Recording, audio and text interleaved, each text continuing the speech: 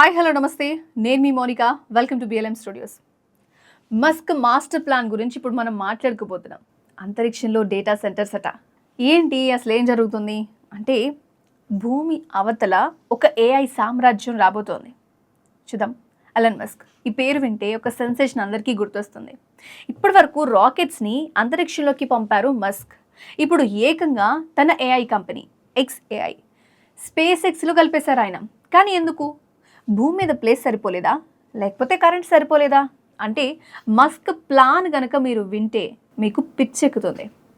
అంతరిక్షంలో data centres పెట్టి భూమికి అవతల నుంచి ఏఐని కంట్రోల్ చేయబోతున్నారు ఆయన.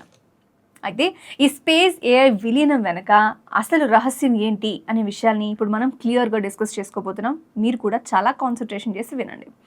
ఫస్ట్ ఆఫ్ ఆల్, XAI ఇంకా స్పేస్ ఎక్స్ ప్రపంచంలోనే చాలా విలువైన కంపెనీగా ఉంది. నిన్న మొన్నటి వరకు XAI వేరు, స్పేస్ ఎక్స్ వేరు. కానీ సోమవారం ఒక అఫీషియల్ అనౌన్స్మెంట్ వచ్చింది. దాని తర్వాత దాని ప్రకారం చూస్తే స్పేస్ ఎక్స్ ఇప్పుడు XAIని కొనుగోలు చేసింది. డిసెంబర్ 2025 నాటికి స్పేస్ ఎక్స్ వాల్యూ దాదాపు $800 బిలియన్. ఇప్పుడు ఈ రెండు కలిస్తే ఇది ప్రపంచంలోని అత్యంత విలువైన ప్రైవేట్ కంపెనీగా మారబోతుంది. అయితే కేవలం ఇదొక బిజినెస్ డీల్ మాత్రమే అనుకుంటే పొరపాటే. కాదు, ఇదొక కొత్త టెక్నాలజీ యుగానికి నాంది పలికే ఒక టైం. మరి ఎందుకు ఈ రెండు విలీనమయ్యాయి? The space data center concept ఏంటి తెలుసుకోవాలందా? మీకు తెలుసా, ఏఐకి విపరీతమైన కంప్యూటింగ్ పవర్ ఇంకా విద్యుత్ కావాలి. మరి భూమి మీద డేటా సెంటర్స్ పెడితే ఏమవుతుంది? విపరీతంగా డేటా సెంటర్స్ ఉండటం వల్ల వేడి అనేది జనరేట్ అవుతుంది, హీట్ జనరేట్ అవుతుంది. మనకు సిస్టమ్కే వేడి వస్తుందంటే మరి వాటికి వేడి వస్తుంది కదా. మరి వాటిని కూల్ చేయడానికి కూలింగ్ కోసం కోట్ల రూపాయల ఖర్చు అవుతుంది. మరి ఇప్పుడు మస్క్ వేసిన ప్లాన్ ఏంటి అంటే, అన్లిమిటెడ్ సోలార్ పవర్. అంతరిక్షంలో సూర్యరశ్మికి కొరత ఉంటుందా? లేదు కదా. అక్కడ సోలార్ ప్యానెల్స్ ఉంటే దాని ద్వారా ఫ్రీగా పవర్ వస్తుంది కదా. అది అసలు పాయింట్. కూలింగ్ కోసం న్యాచురల్ కూలింగ్. అలాగే అంతరిక్షం చాలా చల్లగా కూడా ఉంటుంది కాబట్టి కూలింగ్ ఖర్చు కూడా మిగిలిపోతుంది.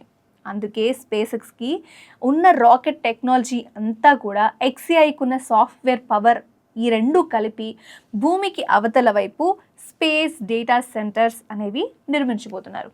సో స్టార్లింక్ ద్వారా గ్లోబల్ ఏఐ కనెక్టివిటీ అనేది స్టార్ట్ అవబోతుందా? ఎస్, ఇదే ఇంకొక కీలకమైన పాయింట్. స్టార్లింక్ స్పేస్ ఎక్స్కి ఉన్న వేల కొద్ది శాటిలైట్స్ని యూజ్ చేసుకొని ప్రపంచంలో ఏ మూలైనా సరే హై స్పీడ్ ఏఐ సర్వీస్ని అందించవచ్చు.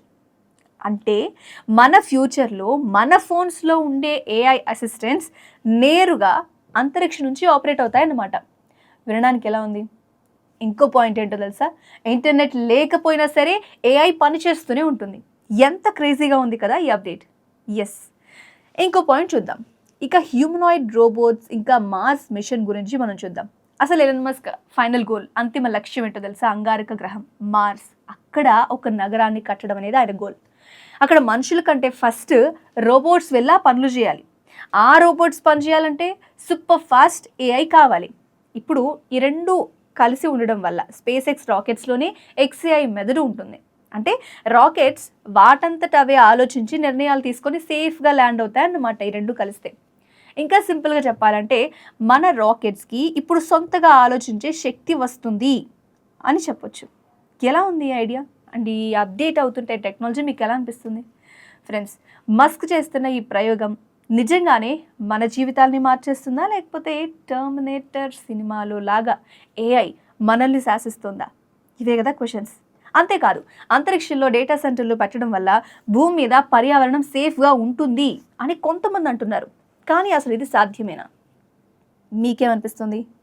జస్ట్ కింద మాకు కామెంట్ సెక్షన్లో తెలియజేయండి. అంతేకాదు, ఈ టెక్నాలజీ వార్త మీకు నచ్చితే వెంటనే లైక్ చేయండి. టెక్ లవర్స్కి అందరికీ ఈ వీడియోని ఖచ్చితంగా షేర్ చేయండి. And this is Monika. Space కంటే స్పీడ్గా అప్డేట్స్ని మీకోసం నేను అందిస్తాను. Thank you for watching. Air hostess pilot కావాలి అన్నదే మీ కల అయితే aero falcons aviation academy admissions కోసం డిస్ప్లేలో కనిపిస్తున్న నంబర్కి కాంటాక్ట్ చేయండి.